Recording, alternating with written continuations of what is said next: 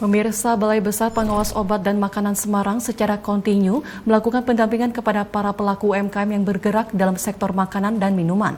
Balai Besar Pengawas Obat dan Makanan ingin mendorong UMKM bisa naik kelas dengan meningkatkan kualitas produk. Saya sampai buat 80 botol kemarin ya lumayan. Demi mewujudkan para pelaku usaha mikro, kecil, dan menengah naik kelas, Balai Besar Pengawas Obat dan Makanan secara kontinu mendampingi para pelaku UMKM untuk meningkatkan kualitas produk. Seperti yang dilakukan Balai Besar Pengawas Obat dan Makanan Semarang yang melakukan pendampingan dan pengawasan terhadap para pelaku usaha yang bergerak di bidang makanan dan minuman. Kepala BPOM Semarang Sandra Lintin menegaskan, selama pendampingan para pelaku UMKM selalu mendapatkan edukasi hingga mampu menghasilkan produk berkualitas dan aman sesuai standar BPOM. Hal tersebut penting dilakukan agar produk layak edar dan diminati konsumen di pasaran. Ya tentu pendampingan kita adalah pertama bahwa mereka memahami bahwa memproduksi makanan itu bukan hanya memproduksi saja, tetapi mulai dilihat dari bahan bakunya, proses pengolahannya, kemudian sarana produksinya, apakah memenuhi ketentuan, sampai dengan label.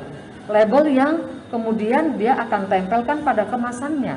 Karena bisa saja terjadi mereka tidak menuliskan tanggal expire, mereka tidak menuliskan nomor batch atau kode produksi. Padahal kode produksi ini di dalam suatu produk sangat penting. Contohnya demikian. Beberapa hal yang perlu diperhatikan oleh pelaku UMKM dalam memproduksi makanan dan minuman, antara lain pemilihan bahan baku yang akan diolah, kandungan nilai gizi produk, dan cara menyimpan produk hingga mendapatkan izin edar atau sertifikasi produk. Diakui Sandra, selama pendampingan Balai Besar Pengawas Obat dan Makanan Semarang telah mengeluarkan 4.024 izin edar terhadap produk makanan dan minuman dari para pelaku UMKM. Dengan adanya izin edar atau sertifikasi produk menjadikan para pelaku UMKM dengan pangan naik kelas, baik dari sisi kualitas produk hingga tingkat ekonomi.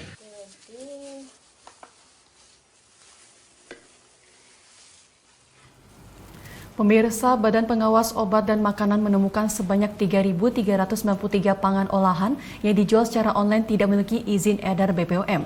Produk kadaluarsa di pasaran maupun gudang penyimpanan masih banyak terdapat di wilayah Indonesia bagian timur.